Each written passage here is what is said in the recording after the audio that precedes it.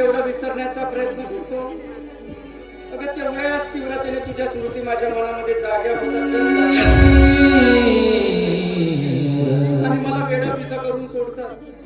प्रिया, अगं पौर्णिमेच्या रात्री मी चंद्राला माझ्या ओठीत सामावलं आणि चंद्राची शीतल छाया माझ्या मनाला गारवा देत होती. पण ती आज शीतल छाया माझ्यापासून लुप्त झाली.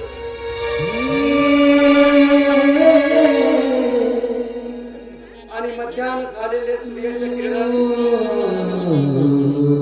माझ्या सर्व मनाला जाळायला सुरुवात केली. कारण मी माझ्या ओठीत सामावून घेतलेला तो चंद्र नव्हताच, तर तो होता ग्रहण काळातील सूर्य, जो मला चंद्रासारखा भासत होता.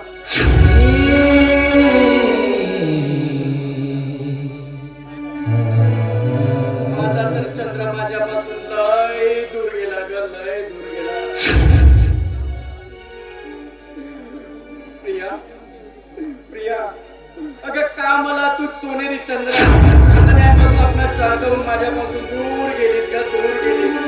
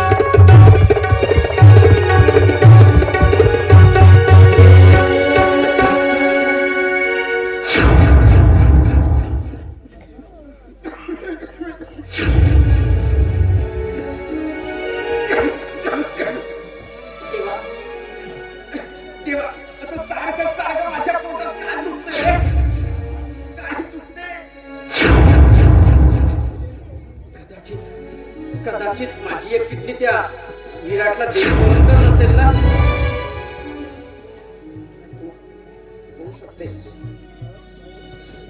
होऊ शकते त्यामुळेच माझ्या पोटामध्ये खूप दुखत असेल.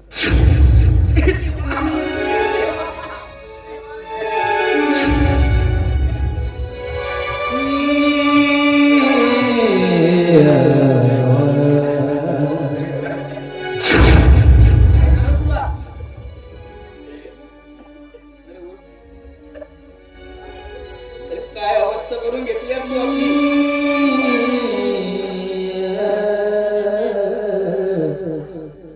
आणि काय करतोय तू इथं. काय करणार रे, काय करणार. आपल्या पायावर उभा आहे. आणि काय झालं रे मला.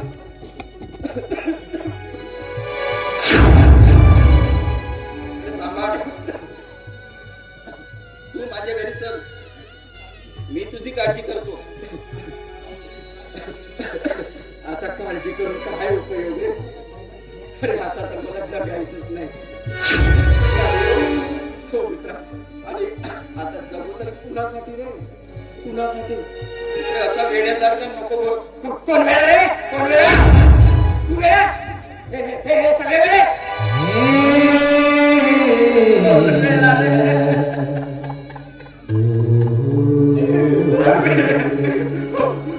वेळाच आहे रे, मी वेळाच आहे, वेळाच आहे. विराट, विराट, अरे ही जागा सोडून मला कुठे जावंसं वाटत नाही रे, कुठे जावंसं वाटत नाही. कारण कारण कारण माहित आहे तुला, कारण माझे इथं सर्वस्व आहे रे, माझं सर्वस्व आहे. माझ्या जुन्या आठवणी इथं कोरल्या बघ, कोरल्या. विराट, विराट, अरे माझ्या मनामध्ये फक्त एकच इच्छा आहे रे आता, मी एक वेळ तरी माझ्या त्या प्रियाला भेटावं रे. ठीक आहे, मी माझ्या घरी प्रियाला बोलवतो आणि तुझी भेट करून देतो.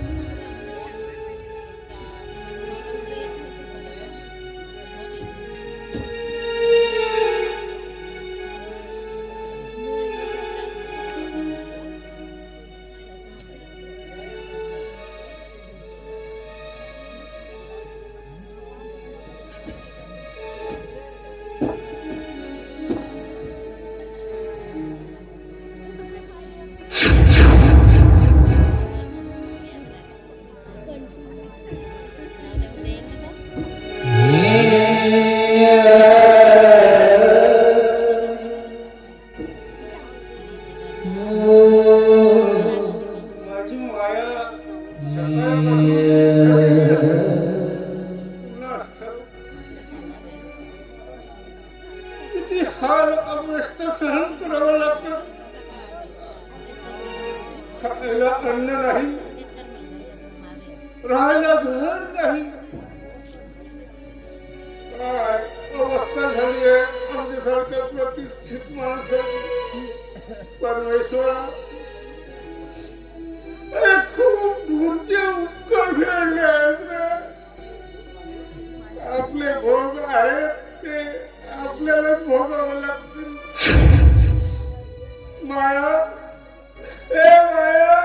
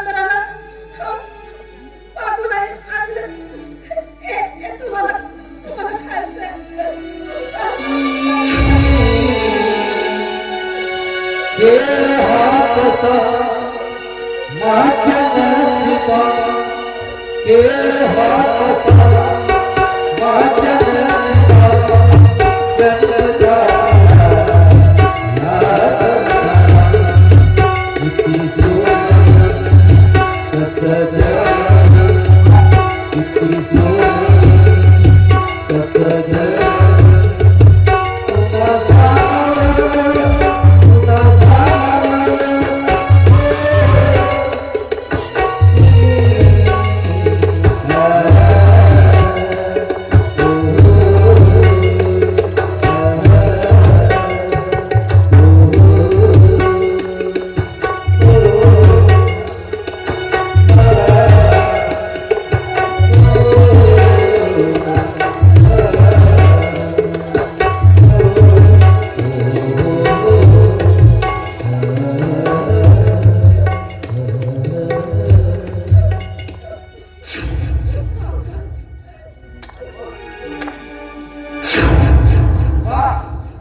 कुठल्या राज्यातील राज्यकर्ता आहात तुम्ही?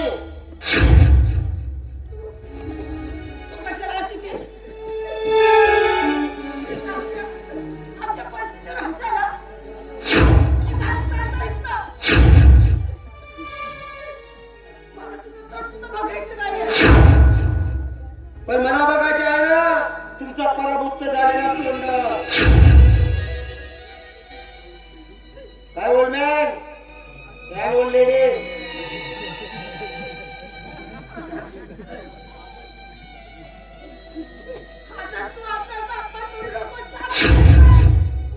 का ओढू नकोस का?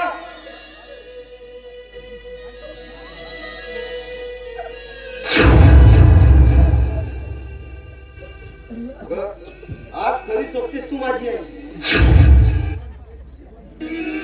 आपल्या अपंग नवऱ्याची सेवा करताना मला खूप समाधान वाटतं.